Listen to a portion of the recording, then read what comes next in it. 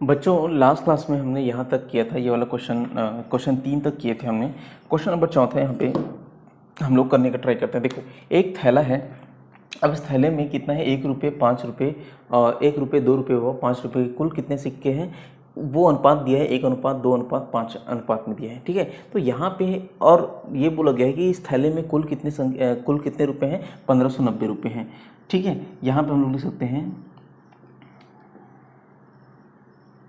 थैले में कुल रुपए कितने हैं, ये है 1590 रुपये है। ठीक है, कुल रुपए कितने हैं, 1590 रुपये हैं। इसमें 1 रुपये, 2 रुपये व 5 रुपये के सिक्कों की संख्या का अनुपात, ये कितना दिया है हम लोग को, ये दिया है 1:2:5 दिया है। तो यहाँ पे ध्यान रखना, अगर यहाँ पे सिक्कों की संख्या का अनुपात दिया है और अगर सिक्के अलग अलग हैं, जैसे 1 रुपये का अलग है, ये 2 रुपये है, ये भी अलग है, ये 5 रुपये है, तो तीनों अलग अलग यहाँ पे रुपये हैं। तो यहाँ पे हम लोग को क्या करना पड़ेगा, जब यहाँ पे हम लोग को थैलों में कुल रुपये निकालना है, तो हम लोग को इस 1 रुपये को इस 1 से गुना करना पड़ेगा, इस 2 रुपये को इसके अनुपात से, और 5 रुपये को इसके अनुपात से, मतलब 5 से गुना करना पड़ेगा। उसके बाद यहाँ पे हम लोग क्या करेंगे, सभी को के से गुणा करके जोड़ के इसके बराबर करेंगे। तो देखो, इसमें 1 रुपये, 2 रुपये व 5 रुपये की सिक्कों की संख्या का अनुपात कितना है, 1:2:5 है। अब यहाँ पे देखो, हम लोग क्या करते हैं, इसके बाद मान लेते हैं कि 1 रुपये, 2 रुपये व 5 रुपये की सिक्कों की संख्या कितनी है, 1 के, 2 के व 5 के हैं। माना 1 रुपये, 2 रुपये व 5 रुपये के सिक्कों की संख्या 1 के, 2 के व 5 के है। तो यहाँ पर थैले में तब यहाँ पे हम लोग बात करेंगे थैले में कुल रुपये। तो कुल रुपये यहाँ पे कितना दिया है हम लोग को, 1590 दिया है। अच्छा, 1500 अगर 90 दिए हैं तो इस 1 के को इससे गुणा करेंगे, इस 2 के को इससे गुणा करेंगे, इस 5 के को इससे गुणा करेंगे, मतलब इसके अनुपात से। तो यहाँ पे कितना हो जाएगा, 1 के इंटू 1 हो जाएगा, प्लस यहाँ पे कितना हो जाएगा, 2 के इंटू 2, मतलब 2 रुपये के सिक्कों का कितनी है अनुपात, यहाँ पे 2 है। तो यहाँ पे 1 के गुणा 1 और 2 के गुणा 2, और यहाँ पे क्या हो जाएगा,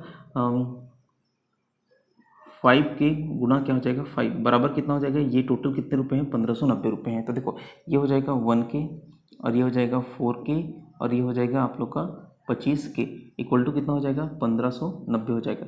तो ये हो जाएगा टोटल आप लोग का 30 के, और 30 के किसके बराबर हो जाएगा, 1590। तो यहाँ पे के का मान कितना हो जाएगा, 1590/30। तो ऐसे, तो 3 पंजे 15 और 3 तिया 9, तो के का मान कितना आया है, 53 आया है। कितना आया है, 53 आया है। तो अब हम लोग यहाँ पे बता सकते हैं, तब यहाँ पे 1 रुपये के सिक्कों की संख्या, तब 1 रुपये की सिक्कों की संख्या, तो 1 रुपये के सिक्कों की संख्या कितनी है, 1 के है, और के का मान कितना है, 53 है। तो यहाँ पे आ जाएगा 1 गुणा 53, तो ये आ जाएगा 53 सिक्के। अच्छा, वैसे यहाँ पे 2 रुपये के सिक्कों की संख्या कितनी हो जाएगी, ये हो जाएगी 2 के, और के का मान कितना है, 53, तो यहाँ पे हो जाएगा इसका 2 गुना, मतलब 106 हो जाएगा। वह यहाँ पे 5 रुपये है ना, ये 5 रुपये के सिक्कों की संख्या ये हो जाएगा आप लोग का 5 के। हम लोग मान के चलते हैं यहाँ पे 1 रुपये के सिक्के 1 के, और 2 रुपये के सिक्कों की संख्या 2 के, 5 रुपये की सिक्कों की संख्या 5 के। तो यहाँ पे हो जाएगा 5 गुणा कितना हो जाएगा, 53। तो 5 दिया 15 और 5 पंजे 25, और ये कितना होगा 26। इसका मतलब है 5 रुपये के सिक्कों की संख्या कितनी होगी, 265 होगी, 2 रुपये के सिक्कों की संख्या 106 होगी। इस तरह से ये क्वेश्चन यहाँ पे कंप्लीट होते हैं। ठीक है, अब यहाँ पे हम लोग बात करते हैं लास्ट क्वेश्चन की इस प्रश्नावली की, वो है आपका क्वेश्चन नंबर 5वां, जो कि दूध और पानी का जो मिश्रण हम लोग किए थे ना लास्ट क्लास में क्वेश्चन, ठीक उसी से रिलेटेड है। दूध और पानी के 100 लीटर मिश्रण में दूध व पानी के 100 लीटर मिश्रण में 10% पानी है, 10% पानी है। इस मिश्रण में कितना लीटर शुद्ध दूध मिलाया जाए? इस मिश्रण में कितना प्रतिशत शुद्ध दूध मिलाया जाए कि नए मिश्रण में केवल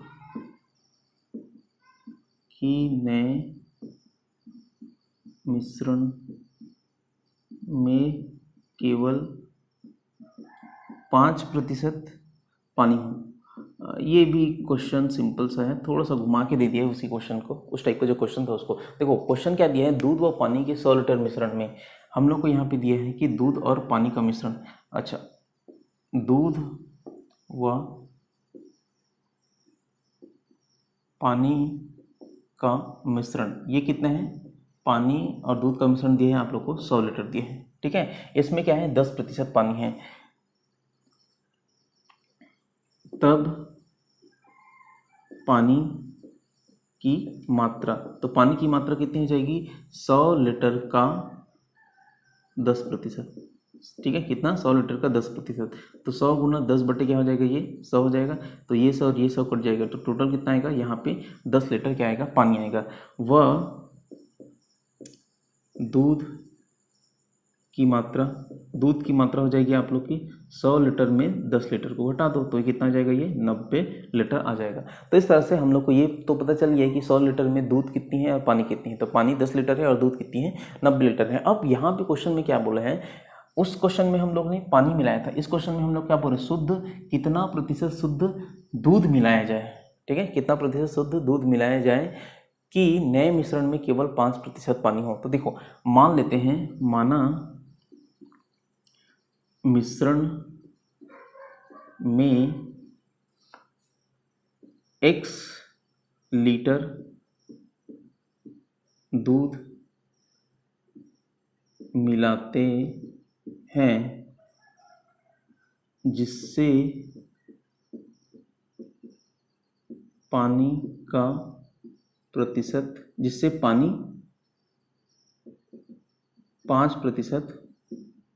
हो जाता है, ठीक है। हम लोग यहाँ पे 1 लीटर दूध मिलाते हैं जिससे पानी 5% हो जाता है। तब यहाँ पे दूध की नई मात्रा, तो दूध की जो नई मात्रा हो जाएगी वो कितनी हो जाएगी? इस 90 में से x लीटर और मिला देंगे तो 90 + x लीटर हो जाएगा, ठीक है। अब यहाँ पे अगर ये तो दिए हैं, पानी की मात्रा अभी उतना ही रखना है क्योंकि पानी हम लोग मिला नहीं रहे हैं। तो पानी मिला नहीं रहे हैं तो जितना पहले था पानी 10 लीटर उतना ही पानी अभी भी होगी, ठीक है। तब यहाँ पे पानी कितना हो जाता है? 5% हो जाता है। अगर पानी 5% हुआ, यहाँ पे लिखते हैं नए मिश्रण में पानी 5% व दूध कितना हो जाएगा? दूध 95% होगा। 100 में से आप 5 को घटा दो तो कितना होगा? 95% होगा। तो यहाँ पे देखो पानी की मात्रा कितनी है? अभी 10 लीटर है और दूध की मात्रा कितना मान ली है हम लोग? नए में 90 + x मान ली है। तो ये कितना है? ये है आप लोग का पानी का 5% और दूध का कितना है? 95% ऐसे है। अब यहाँ पे देखो इसको हम लोग को सॉल्व करना है, तो हम लोग क्या करते हैं, इस 90 + x को उधर ले जाते हैं, तो ठीक है। तो 10 और गुणा ये 95 इधर गुणा हो जाएगा, 5 इधर हो जाएगा और ये कितना हो जाएगा? 90 + x हो जाएगा। देखो 5 एकम और 5 दूनी, और 90 दूनी 180 होता है और 95 दूनी 190 हो जाएगा। तो 190 बराबर 90 + क्या हो जाएगा? x हो जाएगा। तो x का जो मान होगा 190 माइनस कितना हो जाएगा? 90, मतलब x का मान कितना हो जाएगा? 100 हो जाएगा। कितना हो जाएगा? 100 हो जाएगा। तो यहाँ पे 100 तो थोड़ा सा ज़्यादा लग रहा है।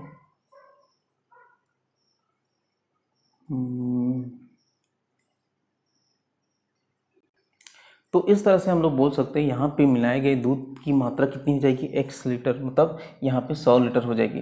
तो होगा ही, क्योंकि हम लोग यहाँ पे पानी की मात्रा को ना 10% सीधा 5% कर रहे हैं, मतलब जस्ट आधा कर रहे हैं। तो इसकी प्रतिशत मात्रा को जस्ट आधा करना है तो दूध की मात्रा को बहुत ज़्यादा बढ़ाना पड़ेगा, तभी क्या करेंगे, क्या कर पाएंगे हम लोग, यहाँ पे दूध पानी की जो मात्रा है वो 10% हो जाएगी। देखो यहाँ पे ठीक है, तब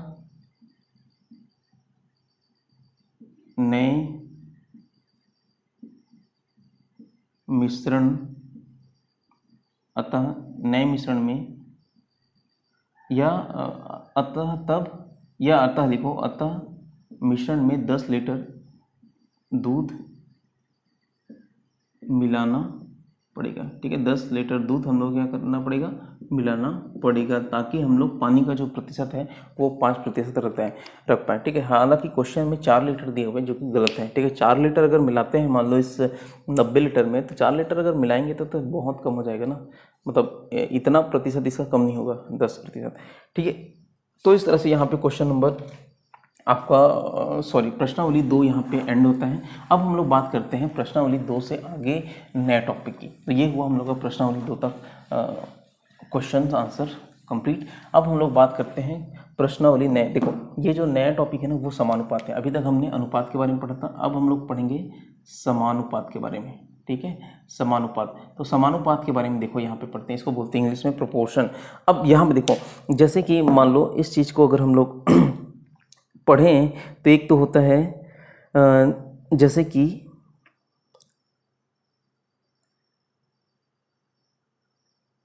समानुपात का मतलब क्या होता है, जैसे दो तुल्य अनुपात है, जैसे मान लेते हैं ए और बी है, ए अनुपात बी है। ठीक है, और ये किसके बराबर है, ये सी अनुपात डी के बराबर है। ठीक है, ए अनुपात बी किसके बराबर है, सी अनुपात डी के हैं। तो यहाँ पे हम लोग इसको एक दूसरे तरीके से लिख सकते हैं, ए अनुपात बी, यहाँ पे समानुपात का चिन्ह होता है ये ऐसा। ठीक है, यहाँ पे 2 अनुपात के बराबर, तो 1 अनुपात फिर 2 अनुपात का चिन्ह, तो ये होता है सी अनुपात डी। तो ए अनुपात बी जो होता है वो सी अनुपात डी के बराबर हो, मतलब यहाँ पे अगर हम लोग बात करें ए बटे बी बराबर है सी बटे डी के। तो अगर ये दोनों बराबर है, तो अगर बराबर है तो यहाँ पे हम लोग इसको ए अनुपात बी समानुपात सी अनुपात डी लिख सकते हैं। तो इसका मतलब भी यही होता है कि ए बटे बी बराबर कितना होता है, सी बटे डी होता है। इसको हम लोग बोलते हैं समानुपात बोलते हैं। तो ये चीज़ समझ आए, अगर मान लो 2 अनुपात बराबर हैं तो उसको हम लोग बीच में समानुपात के रूप में लिख सकते हैं। तो समझ आया आपको, अगर हम लोग को ए अनुपात बी बराबर दिया है सी अनुपात डी के, तो इस बराबर चिन्ह को यहाँ पे हम लोग समानुपात के रूप में लिख सकते हैं। अच्छा, यहाँ पे अगर हम लोग बात करें, ये जो ए बी सी व जो डी दिया है ये क्या है, इस अनुपात मतलब पद है, ये प्रथम पद हो जाएगा, ये द्वितीय पद हो जाएगा, ये तृतीय पद हो जाएगा, डी क्या हो जाएगा, चतुर्थ पद हो जाएगा। तो ये क्या है, हम लोग का पद है। तो यहाँ पे ना ए व डी को, मतलब ये वाले और इसको बोलते हैं हम लोग चरम पद। क्या बोलते हैं, चरम पद बोलते हैं। अंतिम जो पद है, मतलब शुरुआत वाला पद और अंतिम वाला पद, इन दोनों को हम लोग चरम पद बोलते हैं। तथा बी व सी को, तो बी व सी को बोलते हैं, इसको मध्य पद बोलते हैं। क्या बोलते हैं, मध्य पद। मध्य पद इसलिए बोलते हैं कि मध्य में है और ये अंतिम में, इसलिए इसको चरम पद बोलते हैं या एक्सट्रीम टर्म बोलते हैं। तो इस तरह से हुआ, अगर 2 अनुपात समान हैं, ठीक है, जैसे ए अनुपात बी और सी अनुपात डी अगर बराबर है, तो यहाँ पे इसको ए अनुपात बी समानुपात सी अनुपात डी ऐसे लिख सकते हैं। और बोलने का तरीका भी यही, ए अनुपात बी समानुपात सी अनुपात डी। इसका मतलब है ए अनुपात बी और सी अनुपात डी समान अनुपात में है, सम अनुपात में, इसलिए इसको बोलते हैं समानुपात। तो आप लोग को ध्यान रखना है, जहाँ पे ए बी सी व डी क्या होती है, पद होती है इस समानुपात के, जिसमें से ए और डी मतलब प्रथम और अंतिम जो पद होती है उसको चरम पद बोलते हैं, और बीच वाले जो पद होते हैं बी और सी उसको क्या बोलते हैं हम लोग, मध्य पद बोलते हैं। तो इस तरह से याद रहेगा। अब डायरेक्ट हम लोग क्वेश्चन करते हैं तो आपको ये चीज़ें समझ आएगी। यहाँ पे क्वेश्चन नंबर देखो, यहाँ पे 9 है, एग्जाम्पल नंबर 9 है।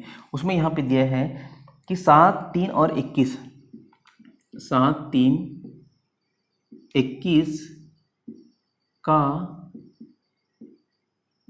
चतुर्थानुपाती ज्ञात कीजिए।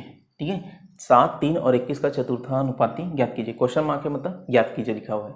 अब यहाँ पे देखो 7, 3, 21 है। अब मान लेते हैं यहाँ पे अगर इसका सॉल्यूशन हम लोग करें तो माना 7, 3, 21 का चतुर्थानुपाती कितना है, x है, कितना है, x है। तब हम लोग इस तरह से लिख सकते हैं क्या, तब इसको हम लोग लिख सकते हैं, तब 7:3 बराबर कितना हो जाएगा, 21:x हो जाएगा ऐसे। या इसको हम लोग और क्या लिख सकते हैं, 7:3 समानुपात लिख सकते हैं, 21:x लिख सकते हैं। चाहो तो आप लोग डायरेक्ट यहीं से 7:3 बराबर क्या है, 21:x है, तो यहाँ से भी ऐसे लिख सकते हो ऐसे, ठीक है, अगर आप लोग जान गए होंगे तो 7:3 बराबर क्या हो जाएगा, 21:x हो जाएगा। अब इसको और क्या लिख सकते हैं हम लोग, इसको लिख सकते हैं हम लोग, देखो 7:3 को हम लोग 7/3 लिख सकते हैं, और 21:x को हम लोग क्या लिख सकते हैं, ये बीच में क्या होगा, बराबर का चिन्ह होगा, ये हो जाएगा 21:x हो जाएगा ऐसे, ठीक है। तो ये हो जाएगा 21:x। अब यहाँ पे देखो, इसको हम लोग सॉल्व करते हैं, इस x को इधर गुणा करते हैं और इस 3 को इधर गुणा करते हैं, तो 21 गुणा 3 और बटे यहाँ पे क्या हो जाएगा 7, तो 7 एकम और 7 तिया और 3 तिया कितना हो जाएगा, 9 हो जाएगा। इसका मतलब है जो चतुर्थानुपाती होगा, तो चौथा जो अनुपात होगा वो कितना हो जाएगा, 9 होगा, ताकि यहाँ पे 7:3 बराबर हो 21 ये चौथे संख्या के, ठीक है। तो इस तरह से यहाँ पे हम लोग चतुर्थानुपाती का मान ज्ञात कर सकते हैं। तो 7, 3 और 21 का चतुर्थानुपाती क्या होगा, 9 होगा, ठीक। ये क्वेश्चन सिंपल सा है। अब क्वेश्चन में और क्या दिए हैं, संख्याओं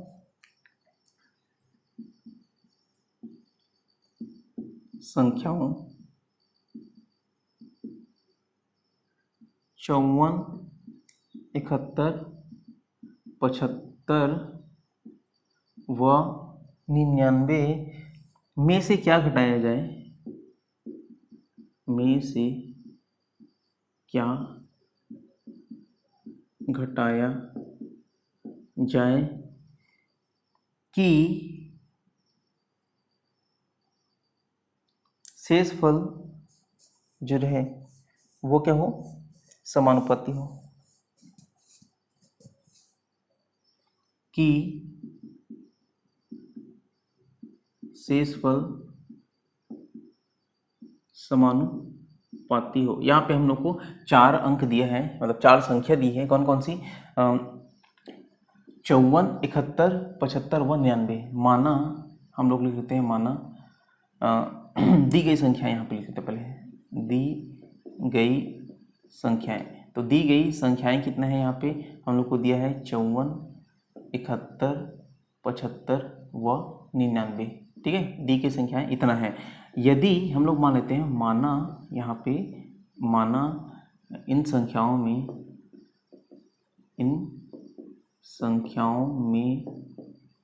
x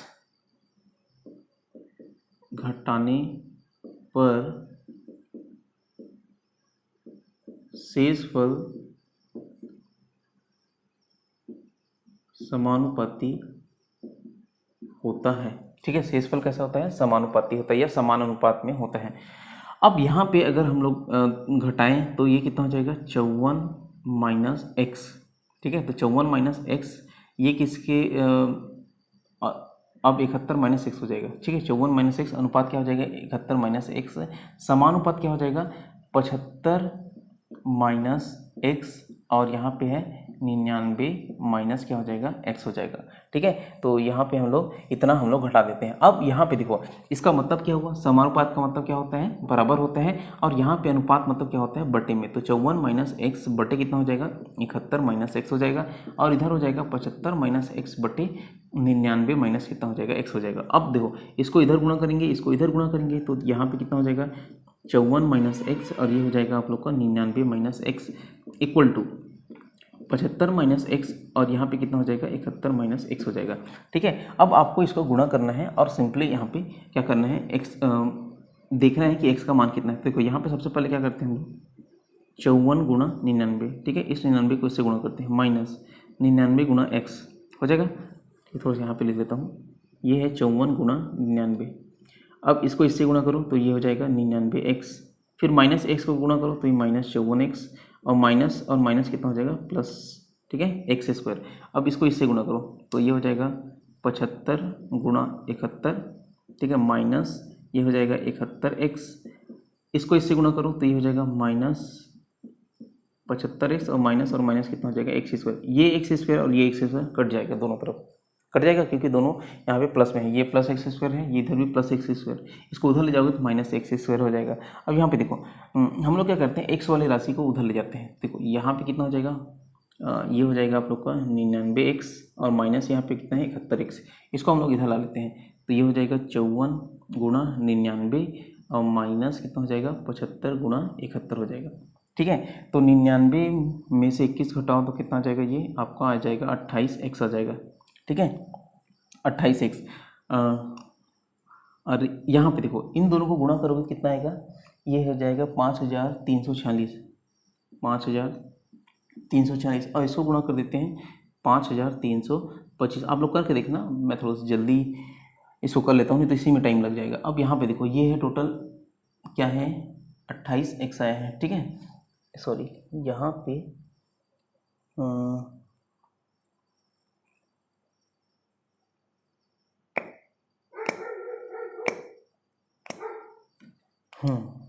तो यहाँ पे जब हम लोग इसको घटाएंगे तो क्वेश्चन थोड़ा सा यहाँ पे क्वेश्चन ना थोड़ा हम लोग यहाँ गलती कर दिए हैं। गलती क्या की है, देखो 99x है और 54x है, तो इधर ये 54x उधर जाएगा तो कितना हो जाएगा प्लस 54x हो जाएगा और प्लस यहाँ पे है माइनस 71x और माइनस 75x भी है। ठीक है, तो अब इसको थोड़ा सा यहाँ पे ये अलग हो जाएगा और ये कितना हो जाएगा देखते हैं थोड़ा सा। ठीक है, मैं क्या करता हूँ यहाँ पे 99 प्लस 54 माइनस 71 माइनस क्या करते हैं 75, तो ये आएगा 7 आएगा। तो यहाँ पे आएगा हम लोग का 7x आएगा और ये आ जाएगा 21, तो 21 बराबर कितना आ जाएगा 7x। तो यहाँ पे x बराबर कितना आ जाएगा 21/7, तो 7 दिया तो x का मान कितना आ जाएगा यहाँ पे 3 आ जाएगा। अर्थात यहाँ पे सभी में x के घटाने पर शेषफल कितना आएगा हम लोग का समानुपाती होगा। मतलब 54 में 3 घटा दो, ठीक है, तो कितना आ जाएगा ये आ जाएगा 51, 71 में 3 घटा दो तो ये आ जाएगा आप लोग का 68, 75 में 3 घटा दो तो 72 और 99 में 3 घटा दो 96। तो ये जो चारों अंक होंगे वो क्या होंगी आपके समानुपात में होंगी। ठीक है, तो इस तरह से प्रत्येक संख्या में 3 घटाने पर, यहाँ पे आप लोग लिख सकते हो प्रत्येक संख्या में 3 घटाने पर जो शेषफल होंगे वो समानुपाती होंगी। ठीक है, अतः प्रत्येक संख्या में 3 घटाने पर शेषफल समानुपाती होंगे। ठीक है, शेषफल कैसी होगी समानुपाती होगी। तो इस तरह से ये है क्वेश्चन नंबर आपका 10वां। अब यहाँ पे हम लोग बात करते हैं क्वेश्चन नंबर 11 की। अब एक नया टर्म यहाँ पे आता है मध्यानुपाती। अभी तक हमने समानुपात के बारे में पढ़ता है समानुपाती। अब हम लोग यहाँ पे कुछ एक नया चीज़ पढ़ते हैं जिसमें देखो मान लेते हैं कि जैसे a b और c 3 यहाँ पे संख्याएं हैं, a b और c 3 संख्याएं हैं। अब इन तीनों संख्याओं में यहाँ पर a अनुपात b अगर करेंगे तो ये बराबर होता है, मतलब a/b करते हैं। मान लो ये किसके बराबर होता है आप लोग के b/c के होते हैं। इसको बोलते हैं सतत अनुपात। ठीक है, सतत समानुपात। यहाँ पे जो नया टॉपिक है वो क्या है हम लोग का सतत समानुपात। अभी तक हमने सिर्फ समानुपात पढ़ा था, अब हम लोग बात करेंगे सतत समानुपात की। तो सतत समानुपात के अकॉर्डिंग क्या होती है, यदि मान लो यहाँ पे 3 संख्याएं हम लोग को दी हुई है a b और c, तो यहाँ पे a अनुपात b जो होता है b अनुपात c के बराबर होता है। मतलब इन पहली 2 संख्याओं का अगर अनुपात निकालेंगे तो वो अंतिम 2 संख्याओं के अनुपात, मतलब पहले और दूसरे का अनुपात निकालेंगे तो वो किसके बराबर होता है, दूसरे और तीसरे संख्या के अनुपात के बराबर होता है। तो यहाँ पे a अनुपात b बराबर b अनुपात c लिख सकते हैं हम लोग। अगर ये लिख सकते हैं तो देखो इसको और कैसे लिख सकते हैं, इसको हम लोग ऐसे भी लिख सकते हैं, इसको a अनुपात b फिर समानुपात करेंगे b अनुपात c। ये कहाँ से है, यहाँ से है। तो देखो a अनुपात b ये आ गया है, फिर यहाँ पे बराबर की जगह हम लोग क्या लिखेंगे समानुपात b अनुपात c आ जाएगा। तो इस तरह से हो जाएगा। अब यहाँ पे देखो इसको तिर्यक गुणा कर देते हैं, तो a गुणा c और ये कितना हो जाएगा b गुणा b। तो b गुणा b कितना हो जाएगा b² और ये कितना हो जाएगा ac। तो b का मान कितना हो जाएगा, ये √ac हो जाएगा। तो इस तरह से यहाँ पे हम लोग अच्छा यहाँ पे वर्गमूल डाले हैं तो ये क्या हो जाएगा प्लस माइनस √ac हो जाएगा। तो इस तरह से b का मान क्या हो जाएगा, या तो प्लस में √ac होगा या तो माइनस में √ac होगा। तो इस तरह से मध्य राशि का अनुपात हम लोग निकाल सकते हैं। अब देखो क्वेश्चन क्या दिए हैं, 6 और 54 का मध्य अनुपात ज्ञात कीजिए। क्वेश्चन में हम लोग को दिया है 6 और 54 का मध्यानुपाती ज्ञात कीजिए। क्वेश्चन नंबर 11 है 6 व 54 का मध्यानुपाती ज्ञात कीजिए। तो 6 और 6 का मध्यानुपाती हम लोग को अगर ज्ञात करना है तो देखो हम लोग क्या मान लेते हैं कि मान लेते हैं 6 और 54 का माना। इसका सॉल्यूशन अगर हम लोग बनाएंगे तो कैसे लिखेंगे, माना 6 व 54 का मध्यानुपाती x है।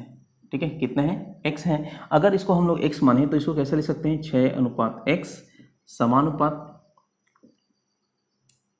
x अनुपात क्या हो जाएगा, 54 हो जाएगा। ठीक है, समानुपात क्या हो जाएगा, x/54। जैसे हम लोग इसको लिखे थे a/b, फिर यहाँ पे समानुपात b/c लिखे थे, ऐसे लिखे थे। तो बीच में यहाँ पे क्या था, समानुपात का चिन्ह था, क्योंकि यहाँ पे बराबर को हम लोग को दर्शाना था। तो देखो यहाँ पे इसको क्या लिख सकते हैं हम लोग, 6/x बराबर ये हो जाएगा x/54। तो यहाँ पे गुणा करो, ये हो जाएगा 6 × 54 और ये हो जाएगा हम लोग का x²। तो यहाँ पे x² बराबर कितना हो जाएगा, 6 चौक 24 और यहाँ पे 6×5 30 और 2 कितना हो जाएगा, 32 हो जाएगा। ठीक है, तो 300 ये हुआ। या तो इसको आप लोग तोड़ दो, देखो कैसे तोड़ोगे, ये हो जाएगा 6 × 54। ठीक है, तो 6 × 54 है तो 2 × 3, इसको 2 से तोड़ो तो 2 और फिर आ जाएगा दूनी 4। ठीक है, या 4, ठीक है 4 9 से तोड़ो, 9 से तोड़ोगे तो 9 3 27 9 नहीं, 9 से नहीं टूटेगा। ऐसा करते हैं 2 से तोड़ते हैं तो 2 दूनी और 2 सत्ते। ठीक है, उसके बाद 9 और यहाँ पे 3, ऐसे करके कर सकते हैं। तो 2 × 9 × 3। तो देखो यहाँ पे x का मान अगर निकालेंगे तो ये हो जाएगा 2 × 2 हो जाएगा, 3 × 3 और यहाँ पे कितना हो जाएगा 9। 9 को भी हम लोग क्या कह सकते हैं, ये 9 है। तो देखो 2 × 2 मतलब 2 बार है तो 1 2 बाहर निकल जाएगा, 3 2 बार है तो 1 3 बाहर निकल जाएगा, और 9 का अंडर रूट करेंगे तो कितना हो जाएगा, 3 बाहर निकलेगा। तो 3 3 9 और 9 दूनी कितना हो जाएगा, 18 हो जाएगा। इसका मतलब है यहाँ पे इन दोनों को गुणा करेंगे ना तो वो 18 का क्या हो जाएगा, रूट ओवर हो जाएगा। ठीक है, तो यहाँ से हम लोग मध्यानुपाती का मान निकाल सकते हैं और वो मध्यानुपाती का मान कितना हो जाएगा, x बराबर 18 होगा। तो इस तरह से ये हुआ क्वेश्चन नंबर 12। अब हम लोग चलते हैं यहाँ पे क्वेश्चन नंबर 13 की ओर। सॉरी, क्वेश्चन नंबर ये था 11वां। ठीक है, क्वेश्चन नंबर 11वां के बाद यहाँ पे देखो क्वेश्चन नंबर 12वां भी वैसी है। क्वेश्चन नंबर 12वां क्या दिया है, 8xy व का तृतीयानुपाती ज्ञात कीजिए। अब हम लोग को यहाँ पे मध्यानुपाती ज्ञात ना करने के बजाय तृतीयानुपाती ज्ञात करना है। तो देखो तृतीयानुपाती ज्ञात करना है तो माना यहाँ पे मान लेते हैं, माना 8xy व 4x² का तृतीयानुपाती कितना है, x है, मान लो x है। तो अगर x यहाँ पे हम लोग इसको माने हैं तो x माने तो ये कितना हो जाएगा, 8xy अनुपात कितना हो जाएगा, ये मध्यानुपाती हो जाएगा। ठीक है, तो 4x² और यहाँ पे समानुपात लिखेंगे 4x² और ये हो जाएगा आप लोग का, अच्छा सॉरी, यहाँ पे हम लोग तृतीयानुपाती को x नहीं मान सकते क्योंकि यहाँ पे x दिया हुआ है। इसको हम लोग मान लेते हैं कुछ z मान लेते हैं, या हम लोग m मान लेते हैं, जैसे बुक में शायद m माना गया है तो ये हो जाएगा m हो जाएगा। ठीक है, तो अगर m मान लिए तो यहाँ पे क्या हो जाएगा, इसको और क्या लिख सकते हैं, 8xy बट्टे हो जाएगा 4x² और ये इक्वल टू कितना हो जाएगा, 4x² बट्टे क्या हो जाएगा, m हो जाएगा। अब हम लोग को m का मान निकालना है तो m को एक तरफ रखते हैं, इधर गुणा करते हैं, बाकी सबको उधर गुणा कर देते हैं। 4x² और यहाँ पे कितना हो जाएगा, 4x² बट्टे कितना हो जाएगा, 8xy हो जाएगा। ठीक है, तो देखो एक x और एक x यहाँ से कट जाएगा, एक y और एक y यहाँ से कट जाएगा। ठीक है, 4 चौक कितना होता है 16, तो मतलब ये दोनों दूनी में कट जाएगा, 4 दूनी 8। ठीक है, ऐसे 4 दूनी 8 और 2 दूनी 4, तो ये आ जाएगा हम लोग का 2। यहाँ पे एक x बचा हुआ है तो ये हो जाएगा x³ और यहाँ पे क्या है, y है।